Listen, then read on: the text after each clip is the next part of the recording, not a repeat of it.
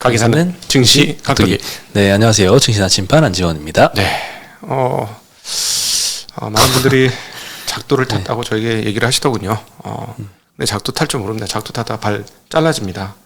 네, 그건 아니라는 점. 네. 왜 작도를 탔다고 하나요? 뭐 잘 맞춘다고 쪽집게라고. 시장 올라간다고? 쪽집게는 내일 나옵니다. 네. 그러네요. 네. 네. 벌써 내일 금요일입니다. 네, 그렇습니다. 이번 주도 꽤 느낌이 좋아요.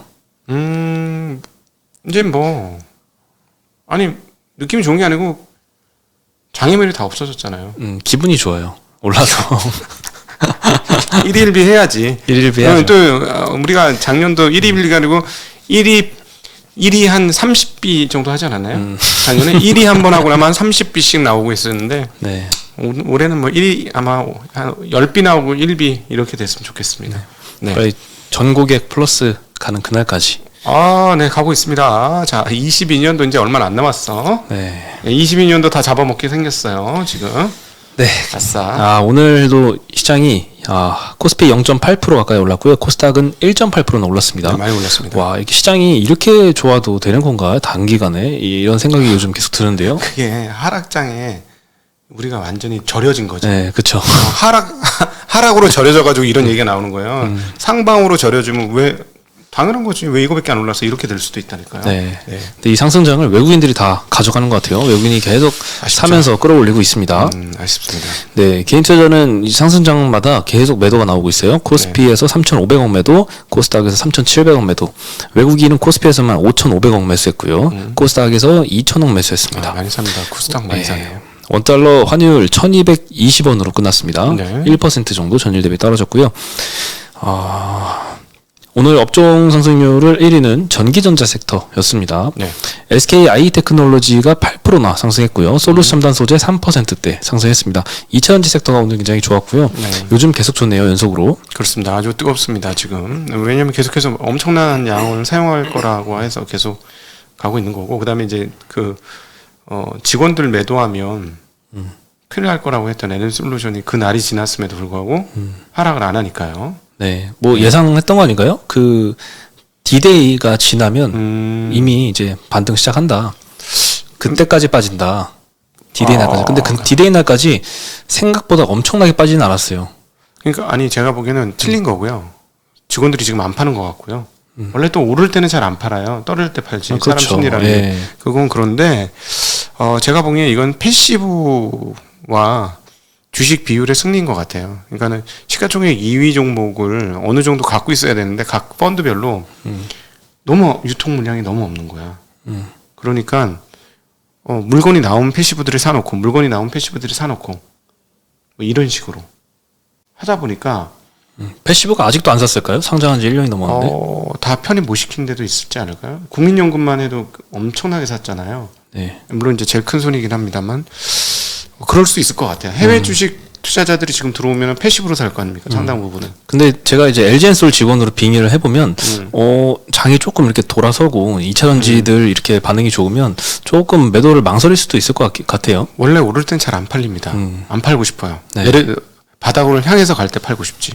주식은 원래 그런 거죠. 네. 그 전기전자 섹터 내에서 이제 2차전지 섹터도 좋았고요. 반도체도 오늘 좋았습니다. DB하이텍이 3.8% 상승, 삼성 전자가 2.7%, 하이닉스가 2.2%대 상승을 했습니다. 그리고 오늘 갤럭시 언팩 행사가 있었잖아요. 네, 삼성 전기도 3%대 상승을 했습니다. 예. 제조업이 2등이었고요. 3등이 서비스 업종이었습니다. 카카오 네이버가 3%씩 상승을 했고요. 한미글로벌, S1, NC소프트도 1, 2%대씩 반등했습니다. 오늘 게임주도 좋았고요. 대체적으로 반도체와 성장주들 다 좋았습니다. 당연히 이제 바이오도 그쪽으로 들어가죠. 네, 오늘 의약품 섹터도 네 번째로 상승을 했고요. 중해제약, 한미약품, SK 바이오사이언스, 녹십자, 신풍제약 다 2, 3%대씩 반등을 했는데 이건 코스피 업종이고 코스닥에서도 굉장히 급등한 바이오들이 좀 많았습니다. 네.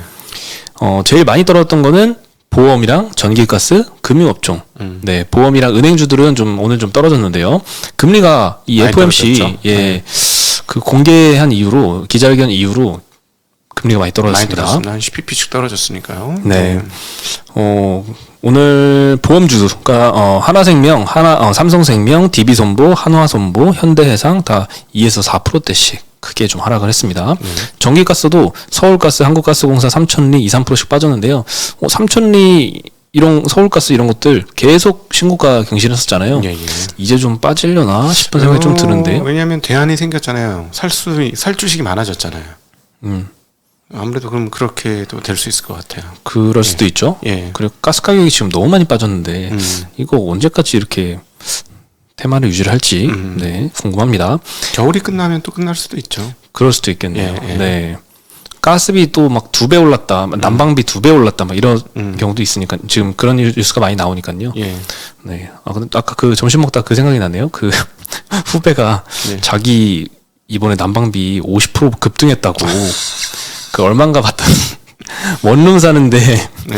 2만 원에서 3만 원 됐다고. 네. 그때 한번 때릴 뻔했죠. 때릴 뻔했어요. 그럴 때는 50% 급등했다고 말하지 말고 그냥 10,000원 올랐다고 이야기해라. 그렇지. 네. 근데 그 친구 입장에서는 부담으로 느꼈을 수도 있죠. 근데 이게 수학을 잘하니까 그런 식으로 계산을 모든 걸 하는 거 아닌가 싶습니다. 그럴 참 수도 있죠. 난방비 우리 집에 오면은 난방비 니은자도 꺼낼 수 없는 수준이죠. 그 정도면. 네. 그렇죠. 우린 춥게 지내고 수십만 원인데 춥게 지내고. 네. 네. 근데 뭐 이거는 뭐 후배 케이스고 사실상 이제 난방비 부담을 굉장히 많이 느끼고 있습니다. 실제로 막 2배 가까이 오른 케이스가 굉장히 많이 네. 나오더라고요. 네. 그렇죠. 네. 그리고 세 번째 업종 하락률 금융 섹터에서 보험주들은 많이 떨어졌고 하나금융, BNK금융, 신한지주도 3% 정도 다 하락을 했습니다. 야, 근데 참 재밌습니다. 이제 오늘 굉장히 재미난 아침 뉴스를 들었는데 저희가 계속해서 이 기관 투자자들이 우리 증시각도의 TV를 보는 것 같아. 왜요? 제가 장기채 이제 막차입니다 이랬거든요 아침에. 이제 막차예요 이랬어요. 쇼티지 나요 지금. 그렇죠. 네, 그러니까 후순위채 청약자가 너무 많아가지고 쇼티지가 나가지고 물건을 못 잡는 경우가 지금 막 발생하기 시작합니다. 예. 각도기 말이 좀 시장에 좀 영향을 미친 게 아닌가. 내가 오늘 진짜 막차입니다라는 표현은 내가 처음 쓴 것 같거든. 이제 장기물 막차예요. 이랬더니 좀 기관차들도 그렇고 네. 개인차들도 매수세가 굉장히 많이 몰려서 우리금융지주 수요 예측 결과를 보니까 한 4.5%대 정도 이제 원래 그거 나올 때 5% 예상했는데. 봤어요. 5% 예상해서 5%. 그건 처음 하려고 할 때 한 달 전쯤에 이거 신종자본증권 나올 거야 할 때 5%를 예상했다고. 근데 지금 4.5가 나오잖아요. 4.5로 했는데 네. 그거 다 떨어졌고요. 4.5 낸 데는 그래서 못 받았잖아요. 이번에 4.5 낸 쪽들은 아예 못 받았고 기관들 비딩을 칩니다. 이 금리로 나 줘. 이렇게. 네. 네. 다음 주에 이제 하나금융 이제 매수 수요 예측을 하는데 4.2% 조금 안 되게 요 정도 수준까지 좀 떨어질 것 같습니다. 와, 신한지주가 거의 5%에 냈는데요. 그렇죠. 와. 신한지주 자금 조달하시는 분 욕먹겠다. 잘못하면. 아니 뭐 자금 이거 조달했을 땐 칭찬받았다가 이 한 달 만에 이 벼락 금리 하락을 보면서 진짜 벼락 금리 하락입니다. 네, 하여튼 장기로 묶어두려는 수요가 굉장히 많아서 지금 은행도 정기예금 막 3년 이상 이렇게 묶어두려는 거는 금리가 좀 많이 떨어지고 있다고 하네요. 예. 네, 그리고 어저께 이제 파월 의장 그 금리 일단 올렸고요. 25bp. 인터뷰도 있었는데요. 여전히 물가가 높다 이런 언급은 했었는데 처음에는 처음으로 이 인플레이션이 완화되고 있다는 점을 인정했다는 측면에서 좀 비둘기적으로 해석이 되는 것 같습니다. 기자회견에서는 이제 올해 금리 인하를 예상하지는 않지만 물가가 더 빨리 내려간다면 우리의 견해에 영향을 미칠 것이다. 네. 그럼 물가가 더 내려가면 금리 인하하겠다라는 의미로 들리겠죠. 네. 네, 그래서 국채금리도 많이 하락을 했고요. 나스닥 2% 반등했죠. 특히나 AMD, 엔비디아가 12%, 7%씩 급등을 했습니다. 네. 퀄컴도 4%, 마이크론 4% 급등하면서 반도체 섹터가 오늘 우리나라에도 영향을 준 것 같고요. 예. 그리고 뭐 테슬라, 아마존, MS, 메타 이런 데 다 급등을 했습니다. 특히 메타는 실적 발표하고 장후에 시간으로 20% 상승했습니다. 예. 알파벳도 1.6% 올랐다가 장후에는 3.7%또 올랐고요. 그래서 국내 반도체 2차전지 바이오 AI주 오늘 뭐 성장주들이 좀 강한 모습을 보였습니다. 소부장도 오늘 굉장히 좋았어요. 예. 네, 그리고 삼성 갤럭시 새 폰이 이제 또 공개가 됐죠. 갤럭시 S23. 네, 네. 언백 행사를 했는데요. 연간 판매량 목표로 2자릿수를 설정을 했습니다. 네, 뭐 최소 10% 더 많이 팔겠다는 거죠. 네. 예스 22 판매량이 한 2,700만 대 정도로 추정을 되는데요. 그러면 3,000만 대 이상 판매하겠다는 목표죠. 그러니까 수요 둔화가 좀 큰 상황이라서 목표가 좀 높은 거 아닌가 이런 생각도 드는데 좀 잘했으면 좋겠네요. 워낙 밴더들이 이제 국내에 많잖아요. 네네네. 네, 그래서 이 생태계를 위해서 조금 잘 팔아줬으면 좋겠습니다. 제 생각에는요, 이제는 쥐어짜지 마시고, 마진 포기하시고, 세트단에서 마진 포기하고, 밑에 관리를 철저히 해서 같이 가셔야 됩니다. 제가 보기에는. 그 밸류체인하고 같이 가셔야 돼요. 제가 감히. CR을 좀 자제해야 된다는 얘기인가요? 그렇죠. CR 너무 하지 말고 쥐어짜가지고 하면은 끝이 보여요. 이렇게 되면은 싸게만 하면 당장의 실적은 좋지만, 성장의 어떤 뭐랄까 내재 가치가 점차 줄어드는 거라서 이렇게 되면 오포 비버한테도 딸립니다. 그래서 제가 보기에는 밸류 체인들을 좀 성장시켜 줘야 되고 왜 지금 사실 솔직히 말해가지고 밸류 체인들에 있는 애들이 아이폰하고 거래하고 싶겠어, 애플하고 거래하고 싶어요, 삼성하고 거래하고 싶어요. 애플도 요즘 좀 짜지기는 하지만 삼성보다는 애플하고 거래하고 싶어요. 마진이 훨씬 더 좋거든요. 그러면서 그렇죠. 투자할 수 있는 여력과 개발할 수 있는 여력을 줘야 돼요. 그 밑에 있는 애들한테. 그러니까 겨우 먹고 살고 조금 풀칠하고 조금 남는 정도 수준이 아니라 R&D를 하고도 성장하고 우리 새로운 직원 똑똑한 애들 뽑고 하는데 돈을 좀 많이 주기도 하고 이런 그 여유 공간을 좀 마련해 주셔야 돼요. 안 그러면 이렇게 되면 한국에 관련 밸류체인 다 고사합니다. 이 휴대폰 관련은. 제가 다녀보면 참 안타깝더라고요. 이 돌아다녀 보면은 한두 군데 회사 빼고는 이거 진짜 이거 참 견딜까 막 이런 느낌? 근데 또 의외로 반도체는 안 그러거든. 저는 이거 삼성 휴대폰 쪽에서 조금 좀 길게 장기적인 플랜을 가지고 하시기를 좀 부탁을 드리겠습니다. 네. 네. 이겨야죠. 기회 왔잖아. 퀄컴 아드레노하고 내년도에 또 나오잖아. 이때 뒤집어야지. 예. 올해도 근데 성능이 좀 업그레이드는 많이 되는 것 같아요. AP 같은 경우에는 과거에는 엑시노스하고 스냅드래곤 같이 썼는데 이번에는 퀄컴의 스냅드래곤 8세대 제품을 전부 다 적용한다고 하고 카메라 성능도 전작의 한 2배 정도인 2억 화소 정도 카메라가 탑재가 된다고 합니다. 이건 울트라 모델의 경우고요. 그리고 배터리 용량도 업그레이드 되고 다만 이제 가격도 15만 원 정도 비싸집니다. 네. 17일부터 판매 예정이라고 하고 사전 예약은 뭐 그 전부터 하겠지만 좀 잘 팔렸으면 하는 바람이 있습니다. 좀 잘 됐으면 좋겠습니다. 네. 스마트폰 밸류체인도 이제 좀 살아날 때가 된 것 같은데. 네. 아니 너무 어렵죠. 지금 고사 직전에 자꾸 이러면 중국 업체들한테 또 끌려다녀요. 이렇게 되면 밸류체인 다 망하거든. 그럼 중국 밸류체인에 낑겨가야 되잖아. 그렇게 해도 된다고 생각하는 것 같아. 느낌상으로는. 근데 그러지 마셨으면 좋겠다라는 말씀 드리는 겁니다. 네.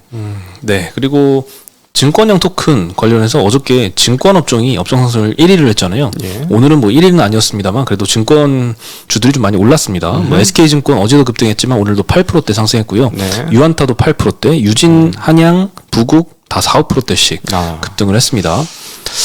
네. 근데 IRP, ISA 좋네. 네. 네. 그건 좋은데 과연 이 증권형 토큰 요게 굉장히 중요한 비즈니스 중에 하나로 자리매김할 수 있을까? 그리고 그 속도가 빠를 수 있을까에 대해서 오늘 키움증권에서 리포트가 나왔는데 미국 시장을 먼저 보면 될 것 같아요. 미국 시장에서는 이미 2020년부터 이 STO 건수가 한 43건 정도로 해서 세계에서 제일 빠르게 일단 요 시장이 좀 안착이 돼가고 있는 것 같은데요. 일단 토큰 증권이라고 합니다. 금융위가 증권형 토큰이라고 우리가 불렀던 거를 토큰 증권이라고 명시를 했고요. 이 토큰 증권은 미국 전용 플랫폼에서만 거래가 가능합니다. 근데 이게 또 약점으로 작용을 하는 것 같아요. 기존에 뭐 전통적인 거래소에서 담당을 하는 게 아니라 새로운 거래소, 이번에 우리도 대체 거래소 설립을 이야기를 하고 있잖아요. 네, 그렇게 하다 보니까 또 거래가 활성화되기가 조금 어려운 측면이 또 있는 것 같고요. 그리고 코인 ICO 같은 경우에는 규제를 이렇게 별로 안 받는데 미국 같은 경우에도 STO 같은 경우에는 법을 준수해야 돼서 그 코인 대비 상품이 굉장히 좀 제한되는 상황인 것 같습니다. 그래서 거래량도 가장 큰 미국에서 토큰 거래소인 이 T0라고 하는 거래소가 있는데요. 2022년 11월 기준으로 거래량이 한 180만 달러 정도인데 바이낸스가 한 2억 달러 규모니까 그의 10배도 아니고 거의 100분의 1 정도인 것 같아요. 네. 아직 코인 대비해서는 이 STO 시장이 그렇게까지 막 두드러진 성장을 나타내지는 못할 것 같다라는 생각이 좀 듭니다. 예. 네, 그래서 성장 속도에 너무 이렇게 우리가 막 달려들 건 아닌 것 같다라는 생각이 좀 드네요. 네, 그리고 어저께 LG생건 실적 발표하면서 너무 쇼크였잖아요. 네. 급락을 했는데 오늘은 이제 아모레퍼시픽이 급등을 했습니다. 6.8% 주가가 상승을 했는데 일단 4분기 매출액은 컨센하고 비슷하게 좀 나왔고 이제 영업이익 같은 경우에는 컨센이 430억이었는데 4분기에 570억 달성했습니다. 굉장히 예. 잘 나왔고요. 중국 매출만 보면은 34% 감소했거든요. 전년 대비해서. 네. 근데 두 개 분기 만에 흑자 전환을 했습니다. 전 이것도 좀 굉장히 신기해요.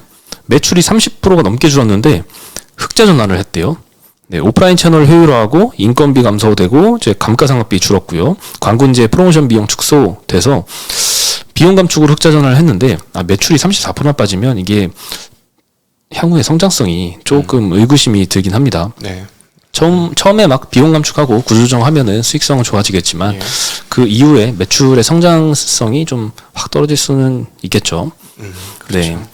근데 뭐 결국 뭐 기업이라는 게 자원 배치를 잘하는 거예요. 그게 제일 중요합니다. 네. 네, 그렇습니다. 뭐 매출액이 빵빵 성장하는 모습을 보여줘야지 좀 멀티플이 올라갈 텐데 그렇지 않으면 조금 힘들 수도 있다. 근데 오늘은 주가는 굉장히 좋았습니다. 마지막으로 K뱅크가 IPO를 철회할 수도 있다는 단독 보도가 나왔습니다. 네. 네, 보도에 따르면 주요 주주 중에 이제 BC카드나 이제 KT가 최근 시장 상황에서 IPO 추진하는 건 좀 무리가 있다라고 판단을 해서 2월 7일까지 아마 상장 철회 공시를 하지 않을까 이런 보도가 나왔는데요. 네. 한때는 기업까지 한 8조 원 정도까지 좀 거론이 되다가 네. 최근에는 4조 원도 못 받고 있는 상황이라고 합니다. 음흠. 뭐 카카오뱅크의 멀티플의 영향을 굉장히 크게 받을 수밖에 없을 텐데 카카오뱅크가 공모가가 39,000원이었는데 지금 현재 한 28,000원대 왔다 갔다 하고 있습니다. 예. 네, 아직 공모가도 미달하고 있기 때문에 이렇게 시장 상황이 좋지는 않을 것 같네요. 네, 네, 근데 최근 기관차들도 이런 지적들을 좀 하고 있는데요. K뱅크가 예전에 이 업비트 연결 계좌 로 선정이 됐었잖아요. 그래서 네. 업비트 거래를 하려면 K뱅크 계좌를 만들었어야 돼서 이것 때문에 수신 고객이 급증했습니다. 네, 그리고 실제로 이제 K뱅크에 우리는 그런 사람이 별로 없을 거예요. 아마 수시 입출금 통장 보면은 연 0.1%막 요 정도밖에 안 주잖아요. 그래서 거기에 막 몇 억씩 예치하는 사람이 이거 기회비용이 너무 크잖아요. 네. 근데 그런 사람이 꽤 많다고 들었거든요. 그런 게 아주 그렇죠. 그 해당 은행 지점에는 엄청난 큰 이익이 되는 큰 거죠. 수익을 가져다주는 아주 VIP 고객인데 네, 근데 이제 그 수신 고객이 급증하긴 했습니다. 근데 그 이외에 별다른 비즈니스 모델을 보여주지 못했다는 점이 굉장히 좀 실망스럽다는 지적이 지금 기관차들 사이에서도 나오면서 이렇게 그렇습니다. 막 상장을 막 추진할 만한 그런 좋은 상황은 아닌 것 같다라는 판단이 좀 듭니다. 야, 이렇게 스타트업 선두주자가 이 정도면 이제 그 뒤에 스타트업들은 자본시장이 좋아질 때까지 굉장히 혹독한 겨울을 나야 된다는 얘기가 되겠네요. 네. 네, 금리가 좀 하락하면 또 개선이 좀 되지 않을까 싶어요. 근데 경기 회복이 더 중요할 것 같으네요. 예. 그렇죠. 네. 네, 그래도 이번 주는 무난히 잘 마무리를 한 것 같아요. 물론 시장이 올라가는 속도가 너무 빨라가지고 네. 따라가기 좀 버겁긴 하지만 거래량도 많이 늘었습니다. 8조 7,800 거래소 기준으로 거의 9조 됐습니다. 네. 네, 그럼 내일은 아주 해피한 금요일이네요. 쪽집게님이 하시겠죠? 예, 그렇습니다. 네, 저희는 다시 내일 인사드리겠습니다. 네, 안녕.